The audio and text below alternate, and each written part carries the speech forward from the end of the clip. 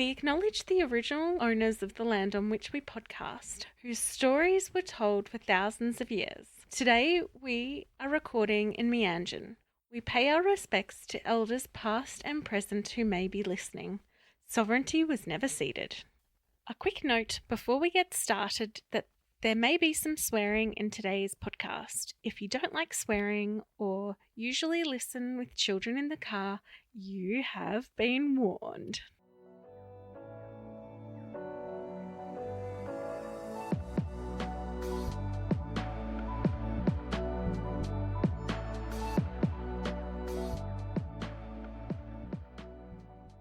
You're listening to What in the NDIS Now, a podcast where I, Hannah Redford, and my friend Sam Rosenbaum interview participants and providers about all things NDIS. Hello, we're back. Hey, Hannah, how you going? Good. That's good. So today we have the awesome Teina. From Divat. Hi, Teina. Hey guys, how you going? Going well, thanks. Yourself? Yeah, I'm good, thank you. That's good. It's a nice sunny day today. It's beautiful. Great day for recording in aircon. Yes. Yes, it is. So how did you get into the disability sector?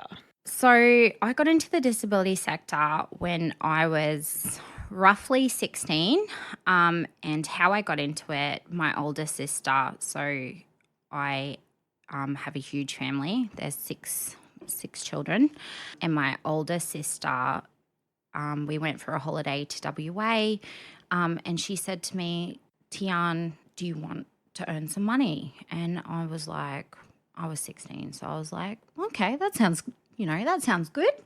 What do I have to do? And she's like, oh, it's working in a SIL home. And I was like, what's that? I don't know what that is. And she's like, I go in and I care for a lady that's got a disability. And I mean, I was 16. I was thinking, oh God, I said to her, can I do that? Like, is that something a 16-year-old can do? And she's like, yeah, you'll be amazing at it. It's, you're very mummy-like, you care. And, growing up in a big family, it's very natural to, we all look after each other. But I was very, very nervous. Yeah, it's a bit of a difference doing it from your family and your own sort of personal circumstances versus doing someone completely new and that you've never met before. Yeah, and just the fear of the unknown, I guess, as well. Not knowing, if I knew now what I've learnt all these years, I probably wouldn't have jumped into it like I did because there were so many things that could have gone wrong, and lack of knowledge that I had around her disability, around transferring, or just around mobility. I went to that shift and it was the best thing I ever did because it was just, I felt, okay, this is what I'm meant to do. There was so much love. There was so much, my heart just felt so content. It was just, and I didn't go back to school. I pretty much left school. I stayed in WA for 12 months because I couldn't get a blue and yellow card in Queensland back then because I was under 18. And in WA, you could do all that. So that's pretty much why I stayed in WA, and I worked for her until I was 18. And then I come back to Rockhampton, and that's where I started working for Multicap and cerebral palsy. And in that time, I did multiple different things. I ran a mobile support team, which was mainly focused at night, which I thought was really cool. I loved it. It was such a different concept. We did half an hour to 2 hour intervals, and we would go into participants' home. We'd help them with showering or we'd help them with taking their meds, but gave them that opportunity to stay at home longer. And this was way before NDIS started. So this was really quite an exciting concept because I remember as a kid, I lived probably about 4 houses down from a huge institution. And back then, obviously, I didn't know what it was, but it was like huge fences with like the tiny peephole that would open up and close, and they would have a buzzer. So when they got mail, Yep. the mailman would buzz, someone would come to the fence, grab their packages, and then, So for me to be able to work with participants to stay in their own home, this was really exciting to us. So you did that and you were hooked on working with people with disabilities, and then you got to Brisbane. What did you do once you got to Brisbane? So once I got to Brisbane, I worked for a small organisation, and it was very, very small in Redlands. They only had 4 participants, but in that time, the lady that owned it, her name was Liz. I will never forget her because there was so much love and compassion that she had for each and every client. And I've always had this dream of starting my own thing. I always wanted a farm with heaps of animals. That's what I wanted to do. So when I met this lady, Liz, she inspired me. She inspired me so much more. And just, like everything was about the clients, everything. Like she would go take them shopping, and she would, it was just so different from such a big organisation. And it was really the turning point for me. And, I did go on to work for the drive because I lived on the north side. So I was driving 45 minutes to get to work. So the drive was killing me. So I did end up leaving Liz and her small organisation, and I started with DSQ. And I really had this huge, like coming from a small country town, we had DSQ, and that was kind of like all the DSQ workers, every other organisation got looked down from them because they were so, well trained. They apparently got Big paid. company mentality. Yeah. Just like, they were so much better than us. We're big, so we're better. Yeah. So when I got offered the job at DSQ, I thought, okay, this is going to be, I felt like I made it in my career. A small country girl. I'd achieved everything that I wanted to achieve. But when I got there, and coming from that small organisation where there was just so much love and compassion and choice, and then going to DSQ, it was just so different. And it really hit home for me that it's not where I wanted to be. Absolutely. I can understand that. You found a passion in particularly working with children. Was that through working at DSQ? No, that wasn't working with DSQ. I had my own little boy, and it was like, because all the other organisations that I worked for, everyone stayed away from children. There was like this almost fear around working with kids. But when I had my own little boy, it was just, I don't know, like there was just this, I want to help children. I can't explain it. Like it was just, I was drawn to children. And when I started Divat, that's really where my passion wanted to be, with children with high needs. And I remember going and getting a bed off Marketplace, a disability bed, and her daughter had a disability, and she was beautiful, like a beautiful little girl. And her mum actually offered me a job working with her. So she was my first client that I worked with, a child. And I just felt like that's where my heart just felt like that's where I needed to be. And that's where the passion has grown with Divat, with children, because it's just where I feel like my heart is. Yeah, we talk a lot in the industry about niches and specialising in one element, and you've definitely taken that and focused very much on supporting kids and excelling at that quite a lot, which is fantastic to see. And they're so fun. Kids are so fun. What I love about working with kids is there's no nastiness. They don't mean to be or do things on purpose. or, Yeah. you know. Kids tend to say it like it is. Yeah. And so you know exactly where you stand with kids, and there's no questioning, are they happy or not, because they will tell you. And show it. Yeah. So I understand that absolutely. I think another awesome thing about what you're talking about is particularly high needs kids. And I think we've talked about previously that you're able to do like peg feeding and transfers, and so do you want to talk about some of and behaviors? Do you want to talk about some of that sort of stuff?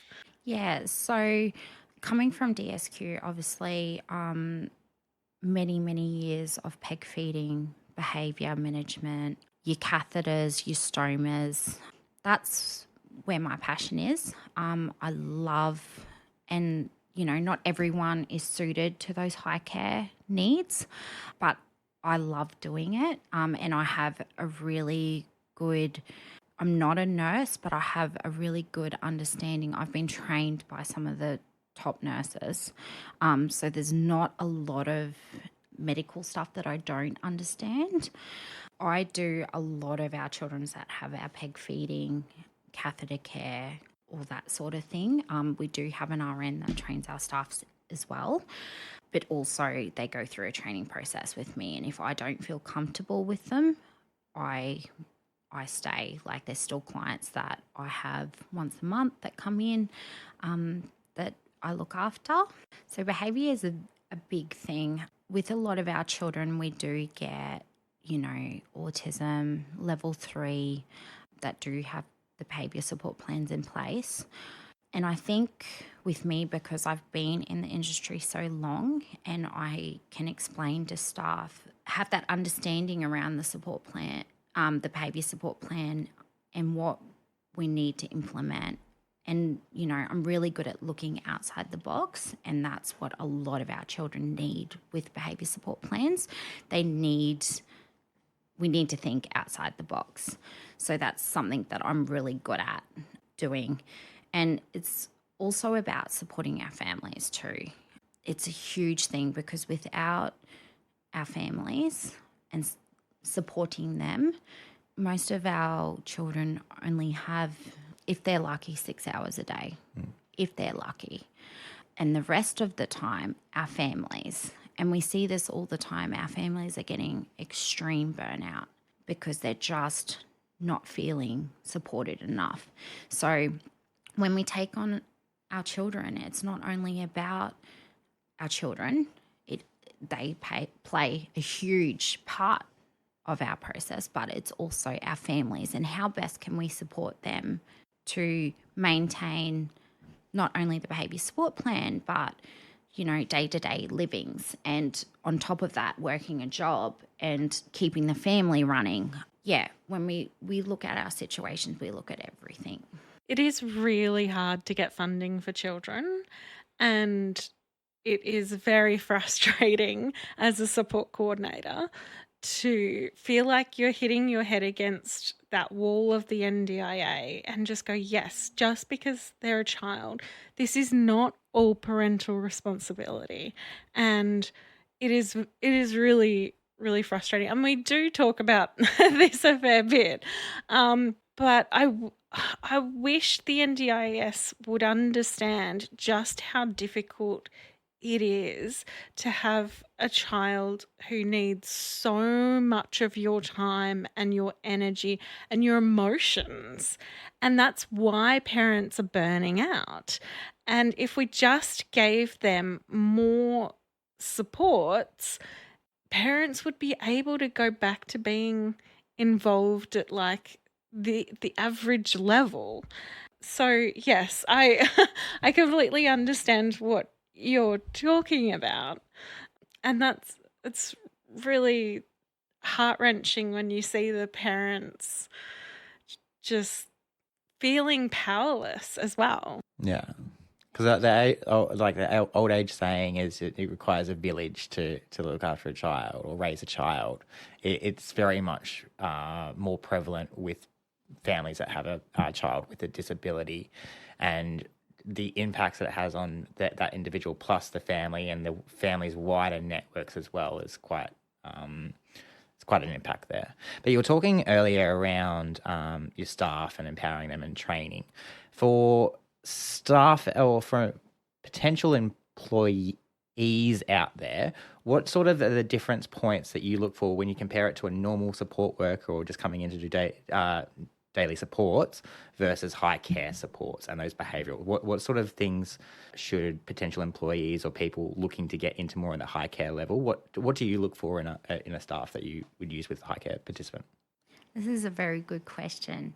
So just having a basic knowledge around a behaviour support plan. It's very important that staff understand why it's in place, why we need to document, and to be touching base with us regularly if strategies aren't working. So then we can bring it up to behavioural therapists and say, okay, well, a couple of instances, we've tried this, it hasn't worked. Do you have another strategy that we could put in place? Or, even having people that think outside the box is really good as well, because if you have those staff that do think outside the box, they can put strategies in place. And then we're going back to the behavioural therapist and saying, okay, well, we did try what you suggested we do. It didn't work, but we've put this into place and we've put that into place and these seem to be working. And then with high care, I love people that ask questions, because it's not, and essentially it's not about, okay, you've got a feeding peg certificate, you'll be amazing. Because even though you've got that certificate, it doesn't mean that you understand the workings of a peg or a catheter or, warning signs of, if the peg starts leaking, those kind of things that can happen. So I find those staff that do think outside the box and do ask questions are amazing, because I'm not an organisation that says, okay, you've had 3 buddy shifts, I'm going to leave you alone, you should know this stuff by now. Like, if they don't feel comfortable, I will train them as long as it takes, and I will be on shift. And, some staff, they're just not cut out for high care, and that's okay. Some staff are amazing at behaviour support plans, but high care, they're not. So it's really having that idea and around staffing and watching your staff and seeing where they excel at. I guess it's kind of a bit like that niche point that we made about providers in general. Staff should probably look at tailoring the area that they're wanting to get into long term for a career in the same sort of manner. What do you want to specialise in as a disability support worker? 100%. And then grow that, so then you can become the ins and the outs.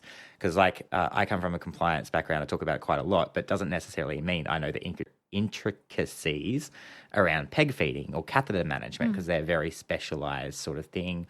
I can think outside the box and build out those plans, but without having that same training, qualification or long-term experience as well. I don't know everything, so I always refer back to experts in those areas or subject matter experts to get that input on how to write certain policy and procedures to develop that for internal use. Yeah, and it's about being honest too, and being honest what you're good at. And it's not about, belittling anyone or anything like that. It's just being honest about what do you feel comfortable doing. And, I do have staff that say to me, Tian, I really don't want to work with children. It's just not something that I'm interested in. Great. Thank you for coming to me, because, staff think that I'm going to be upset or I'm going to be, no, I'd rather you come to me and say, okay, I've tried working with children. It's not what I'm interested in before, because it's potentially can upset or damage a child or damage a participant if our support workers are not feeling 100% confident in what they're doing. So I'd rather our support workers be honest with me and come to me. It does pose a organisational risk or an operational risk to the business if staff aren't necessarily confident or are able to engage to the fullest in the assignment or the task or activity that they've got to do. And if they don't feel like they're able to do it, but also at the same time not able to tell anyone, then that poses a really big risk to the vulnerable people that we're caring for in the long term, and can have some, unfortunately, devastating effects that some of us have seen and that have come out from the Royal Commission as well recently. Yeah. So what other services do you provide? So we do service a couple of different other areas. We do STA and Respite. We have some beautiful homes. And the reason why this works so well with children is because my families were coming to me and they were saying, Tian, I'm so burnt out. I just need a night. Can you help me with a night? And when my families were coming to me, at that stage, we didn't have anything. And then I went back to our operational manager and the girls, my admin team, and I said, we need a home. We need somewhere for our kids to come so our families can have a break. So I touched base with a couple of real estates, and this one real estate got back to me, and it was on an acre. It had an in-ground pool and it had a tennis court. And as soon as I went out there, I was like, oh my God, this place is so perfect. Like, it was just so beautiful. And it was everything that I could imagine. So then I opened up, and I think we opened it up about 6 months ago, and our families have been utilising it. Some of our participants come in once a month. Some of them come in once every 2 months. But it's just that little break for the family and for our participants as well. And they love it. You know, they get in the pool and they've got the tennis courts and they've got, you know, the basketball hoops, and we go out there and but it is a very tailored space. It's not where 50 million people come to stay. It's very tailored to our participants and what their conditions are and how much they can cope with. And it does come into really, we do have some adults that come and stay, and we obviously don't have children and adults come and stay at the same time. And then, you know, we've got participants that can't cope with other participants with them. So, and that's fine. You know, it's about making each and every one of our participants happy and content with where they're coming as well. Not about, you know, okay, we've got such and such, you know, we've got 4 people booked in. They can just all come here and be happy. No, it's more like how can we best suit our participants, and are they going to be happy? Yeah, I really love that philosophy. You've grown over the last couple of years quite stably, and you're coming from when we first met at one of Karen's Connect Fest. You've got acquired that STA, you've got a couple other properties, you're growing your business.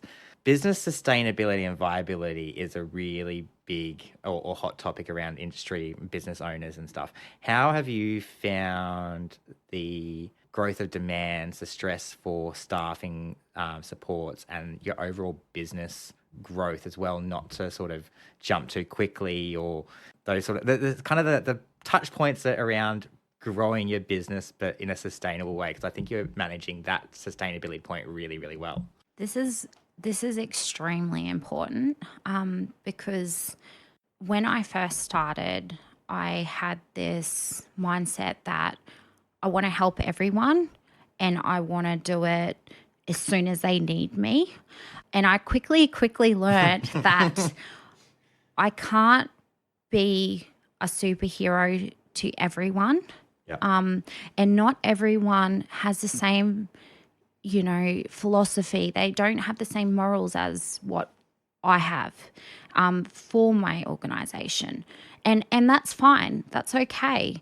But I also need to be very honest and open with our participants around that. And, you know, there is times where I pull back from things because I'm like, okay, this is too much and I can't I can't give 100% if I've got 50,000 things happening. And my biggest thing for Divat is quality over quantity. Yeah. That is my biggest thing. And if I have to say no to a participant, and it does break my heart to do that because I really do want to help everyone, but I also need to be realistic about I'm one person. And yes, I have a team around me and they're amazing, but because I love and I'm so passionate about what I do, I oversee everything. I'm not a director that sits in the background and like, I won't do that. I won't see this. Every house that I've set up, it has a little bit of me in it.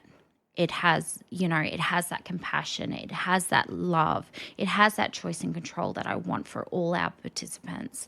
So for me to, take on everyone, it's just not realistic and it's not what I want. And the moment that I start doing that is when I turn out to be another organisation, a bigger organisation that is just taking everyone on and not suiting their needs. That's awesome. Yeah, I really love it. And it shows that you're walking the talk as well with how you present yourself on social media, how you support stuff, the passion when you're talking now or at Connect Fest or at some of the other networking events. And that's the biggest thing for me too is like, I don't want to sit here and talk bullshit to people. I really don't. Yeah. Like if I'm saying I can do something, I know I can do it. But if I'm taking on everyone that walks in my door and I'm sitting there and telling you that I can do it, I'd be lying to you. And I'm not born that, I wasn't born that way. I'm not going to talk shit to you. I'm not going to promise you the world. And you be like, in 6 months' time, you promised me this, you haven't done that. Yeah. Because then I am like every other organisation. And there, unfortunately, are quite a lot out there that go, yep, we can deliver, but say we can deliver before they actually understand what the deliverables actually are. Yeah. One of the things I loved you shared on social media during Book Week of one of your young participants on STA. Oh, this and was so cute. You'd dressed him up and he's in his wheelchair and, got the biggest smile on his face. I loved that so much. And I loved that you were like, no, it's Book Week. We're dressing you up. It was so good. When the kids come in for STA, I treat them like they're my own. So, it was Book Week. And like when he has discos and stuff, and if he comes into Respite, I take him to those. Like he's, at the end of the day, take away his disability, he's still a child. He still deserves to have all those things that we do with all our other kids. And I love that. Like I love being able to give that to him, and he was just so happy and he looked so cute and I couldn't stop telling him how cute he looked and he's like, stop it. He would give me this look like, stop it. The ego boost was definitely prevalent in the photo. Yes, he loved it. He absolutely loved it. But it's just like little things like that, big organisations don't do. And it took me, I was getting him dressed anyways. It took me literally 2 minutes to dress him up. So it's like, it's not that, and it made such a difference to him. That's what I'm about. Like those little things that probably don't mean anything to anyone else. But that morning, and when I got him dressed up and just that smile, that 2 minutes that it took me to get him dressed made everything worth it. The enjoyment and his appreciation for that was in every inch of his smile on his face. Yeah, it was great. Yeah. So quickly, before we do the last question, I just want to check what areas you have supports.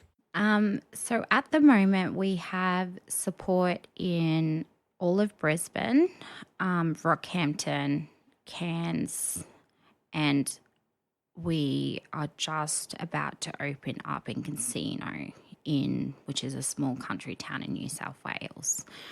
Which is good. Sustainable growth. Yeah. Yeah. So, yeah, we're trying to take it slow and steady and making sure that our participants have the top level of care. Awesome. So, our last question, which Hannah absolutely loves everyone's varying responses. Well, because it's always cool. Because It is. There are some everyone great has responses. had a different answer, and it's so exciting. So, in your ideal world, what would the future of the NDIS look like? Ooh, this is very interesting and one I haven't really thought about. Boom, boom, boom, boom, boom, boom. I think the biggest thing that I think NDIS is amazing and it has changed so many of our participants' lives. I just wish that the process and the people that were determining the outcomes had more experience in living with somebody with a disability, or not even living with somebody, but just having a general understanding of the needs, of what it takes to care for somebody, what it takes to care for our children. And my biggest thing is, like, if they could just spend a day in our parents' shoes, I think the way they throw parental responsibility would dramatically change, So I think, I think there is flaws, and I think, Bill Shorten didn't think that it was going to get as big as it is, or there wasn't going to be as many people that there is. But and this is what happens with big organisations, people get left out, they get forgotten. There's just so much work to be done. But yeah, I just feel if our planners had more experience, more training. Yeah. Like, realistically, if they had better training, we'd have better and more consistent outcomes. Because even that, like you said, I absolutely love the NDIS too. It's awesome. But that's also why I'm here to help it get better, because I love it and because I know the difference that it makes.